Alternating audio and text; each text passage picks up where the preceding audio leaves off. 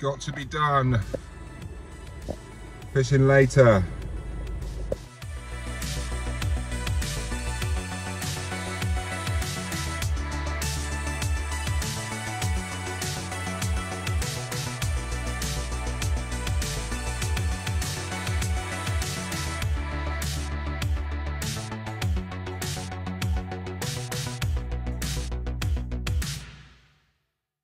Here we are, fishing friends, and welcome back to the channel. It's me, Bassman. Hello. Where am I today? I am up the Yealm Estuary, guys. It's not stopped raining. It's been, somebody said to me on Messenger, biblical, the rain. 40 days and 40 nights sort of thing, yeah? So yes, I'm here. I'm up the top end of the estuary. I've got some live peeler from last weekend that's still good, still been looked after and everything. And yes, I've got the super light gear today. So I've got the light bass rods, the new Conti and the new little 3-piece, my favorite bass rod. And I'm just gonna flick out some of my ultimate estuary rigs. So the rigs I'm gonna be using all through the summer. I shall be using an ultimate estuary running pat on one rod and probably a stinger rig or the bass bling rig on another rod. So that's my plan for the summer. And this time of the year, because it's still early, I like to hedge my bets. So I have got with me the Black Beauty, so I've got my mullet gear, yeah? So I'm going to get these rods set up and I'm going to punch them out into the middle where it's deepest. And yes, we're going to see if we can get anything on peeler crab. I've got no idea if there's any fish in this river. There doesn't seem to be any fish anywhere else at the moment. So yes, it's Saturday afternoon. It's been raining all day, but now it's stopped and I do have an umbrella. A big golfing umbrella that I bought, and I'm gonna attach that to my stand, I think, with some bungees. So yes, welcome along, guys. I'm the Bassman. This is my playground today. Welcome along. And yeah, I am looking forward to this until dark. We'll see what happens. And I'm just gonna spin you around here, my beauties. Right, this creek here, there's a little creek that goes in there, but we don't need to know about that. But down here on these mud beds, oh, Mullet City down there. When that floods in on there, my friends, oh my goodness. So yes, I'm going to have one out just over the reef there, and I'm going to flick the other two rods out in the middle. Oops, sorry about that, my stand just shrunk. And yes, we are rolling. Welcome along, and guess what we're going to do? Let's go fishing, guys. Right, so here we are, fresh off the shelf out of my little rig shop. That's my ultimate estuary rig. So it's two lengths, the running pat, so you've got a weight length, which is the longest bit, and the hook length. Weight length goes up first, and then you tie on the hook length. Simple, no bead or anything in between, don't need that. So yeah, that's going out on both rods today, I believe. Ultimate estuary rig. And I'm kind of going away from rig winders. And I've literally got two in my box. But you know, I sell rigs in packs, like, you know, the little packs. And I've started bringing a rig wallet now, or just the rigs flat themselves, and it's just a lot less to carry. And then all you got to do is like separate your two lengths. You know, you got your hook length and your lead length. Real simple stuff, not rocket science. And these are beautifully presented. Look, they haven't tangled in the pack without any wraps. There you go. So you got one, oh, dropped it. So you got a lead length there and the hook length there. So it must be shorter than the lead length. Yes, and with any of these rigs, guys, just give them a little stretch when they come out the pack. Straight as a dialer. Same with the hook lengths, a bit curly-whirly, see that? Because all lines got memory on it. Even memory-free lines got memory, I can tell you. So you just give them a quick pull, and this is memory-free line, by the way. Forget-me-not line, and as straight as you like, sir. Right, let's get set up. So yes, I'm absolutely loving this little bass rod. I haven't christened it yet. I've got nothing on it, not had a bite. I've only used it once at Salcombe. You've seen that video.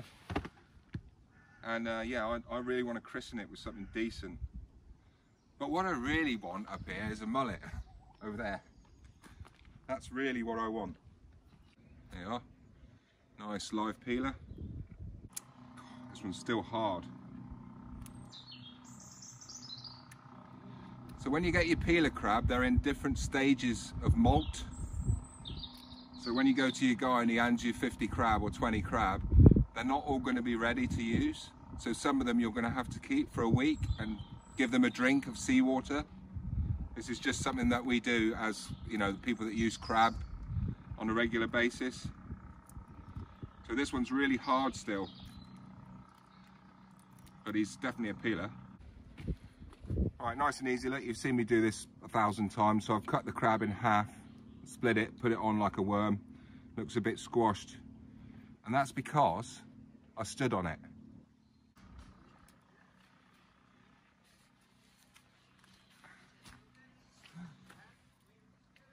I stood on it. Some people coming past up the top here and singing, and I stopped the video for a bit and literally just stood on that. So yeah, not good. And you get much better presentation when you use the baiting needle. So that's good enough. And then I'll just stick my hook in there. You get your nice hook.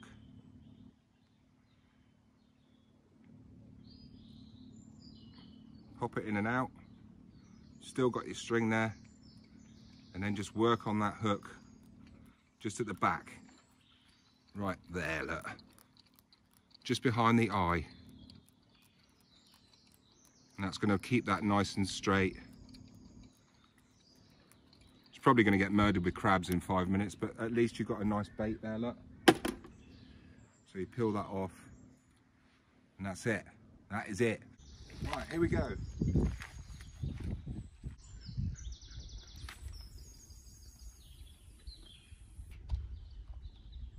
Right, and this one we're going to put out with the shell on, so a nice natural bait. So take off the hat. Still all right. It's still alive. Look, still fine. And then there's a leg socket missing at the back there. So I'm going to go in there. Hopefully.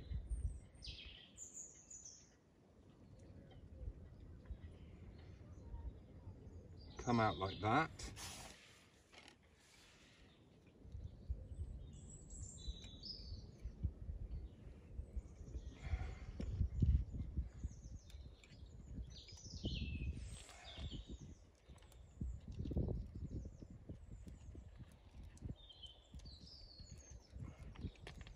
Very gently on this.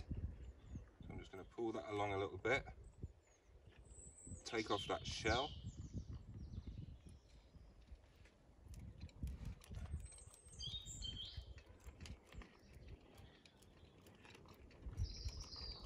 So you've got to be careful here, you don't want to over whip this, okay?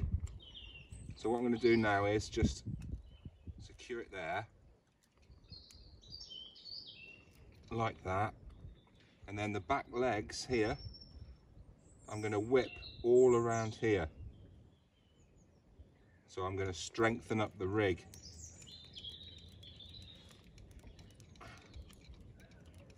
Work behind the eye. Just whipping those legs together, look. So I know that that cannot move. It's not going to slip. So his legs are out straight, look, and you've got a nice bit of protection there. That is not going to move, even in a big cast. So that's a natural bait there. Very, very nice. And what I can do, I can put a leg on there as well to disguise it. Oh, here's one I found earlier.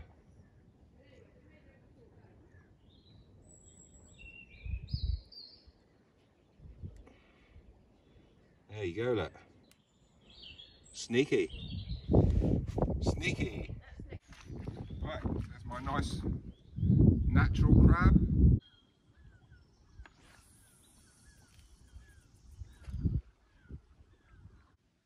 Right, so that's the two bass rods are out. As I say, I'm not really expecting much, so anything is a bonus. But if you don't go, you don't know. Yeah, fishing's a lot of trial and error, and I'll tell you about the errors. So yeah, there's a lot of blanking goes on this time of year. You know, even the best angler, your trophy hunter, a lot of blanks. You don't hear about that on Facebook or on Instagram. You just see the good things. Look at me, look at this, oh my God. But you don't see all the blanks that go on to make that one fish. That's what you don't see from a picture. So you do kind of get that watching my videos, because you know that I try and I don't give up, right? I'm always the one that wants to stay longer. So, you know, fishing's all about hours. Hours equals rewards. Ooh. I know the sayings are absolutely shit, but they are true. You know, hours equals rewards. It is true. So yeah, I'm going to set the mullet rod up now and get some. I've already got a bit of bread out there because it's just starting to nudge over the mud. So I'm really here for a mullet, and you know, the other two rods, they're just here just in case. So let's go. All right, so there's my mullet gear. That is my BlackRock all-rounder 1.25 Tesco Sir Sport Action 12 foot. And I can, guys, thoroughly recommend this rod. 100% from me. I've been using it for years now, a couple of years, and it is absolutely fantastic. Right, all the Porky Pig users out there, anyone that's still paying 60, 70 quid for a Porky Pig, a second-hand 20-year-old Porky Pig, is deluded. Right, this is proper carbon blank, very light, very strong, and it's two pieces, not three. Porky Pig is a great rod, the feeder rod, Harrier Z. I've owned a few, but the trouble comes with that is they're quite heavy. So it's graphite, so it's mixed carbon obviously back then, and I mean they're very strong, but they're in three pieces. So if you're a stalker like me or any other mullet angler that likes to move around, trying to break down a three-piece rod is a nightmare, right? It just doesn't work. This one you can just whop in half, you know, put your weight round the handle, you know, just wrap that round there when you folded it down, and away you go to the next spot, and that's it. So yes, 100% recommended by me for 70 quid. The new rod, 70 quid. All right, so why waste money on a second-hand Porky Pig when you can have a nice new modern rod like that with a cork handle that floats, just in case. Yeah, that's my recommendation. Right, so count how many hooks are on there, please. I can see 2, not 3. That is not a treble hook. Right, so I've been called out on my last video in the comments, and on the National Mullet Club, I believe somebody was trolling me on there. I really don't give a damn what you think about me or my methods, all right? But I've explained when I'm filming, I will use a double hook because it gives me more confidence when I'm filming, catching fish for you guys. Like what happened on the last video at Salcombe, you know, stuff like that, epic stuff, right? So that is not a treble hook. I have cut one off. So it's a lot more friendly than a treble hook. And I was trying to promote that fact in the video, but I think that was actually missed by a few people. So I don't care if you use doubles, singles, trebles, or whatever, right? I just do what I want to do. And by the way, you know, going on about me catch and release and treble hooks. So what about lure anglers then that have got nine hooks, 3 treble hooks? Do they catch and release, or do they kill all their bass? No, they catch and release, don't they? Yeah, idiots. Right guys, I have just seen, I was just getting my mullet gear over there ready, and I've just seen that left-hand rod slam over twice. I mean slam over. Right. Honestly, I have just had whack, whack. It looked like a gilthead bite from right over there. It's got to be a gilthead.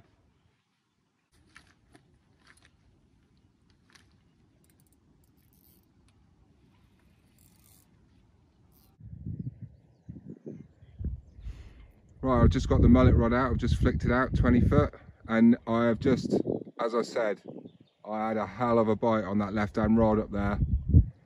It went right over, whack, whack, whack.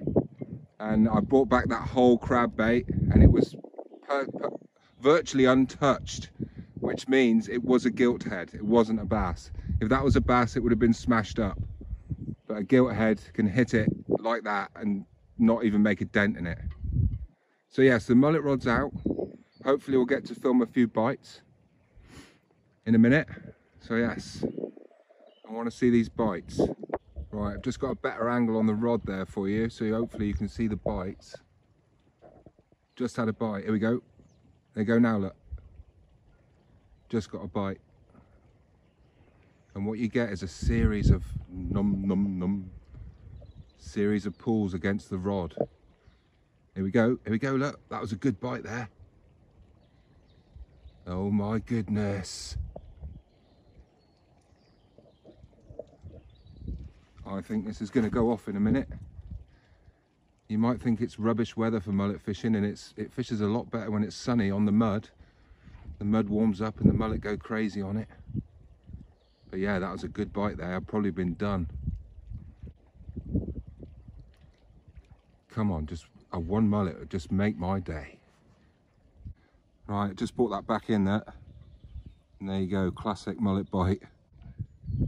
Right, there's another pasty ready to go out. I'm not going to put the washing line on now because there's enough bread out there now, and I just want that popped up. The only choice, the only option. Okay, coincidence or not, I haven't had a bite since I've had that yellow jacket on, since it was raining, and it's just stopped raining. And I've just figured that out. I haven't had a bite since the jacket was on. Right, so here we are, the light is fading fast. So I've brought the mullet rod over to the stand now, so I've got it resting on the stand. Well, I've just had a bite on both rods.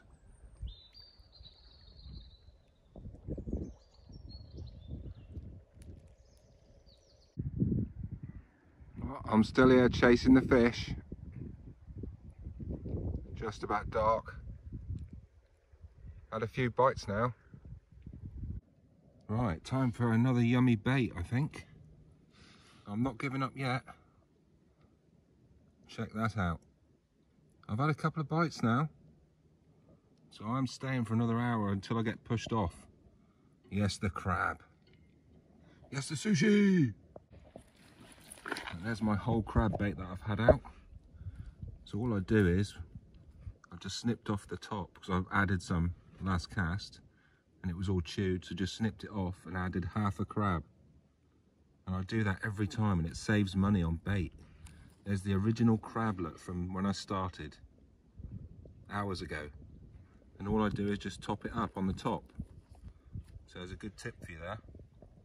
Save money. Cast the right hand rod a lot further, so that's it, into the tide, nicely bent in. And I just give it a move every few minutes, just give it one wind.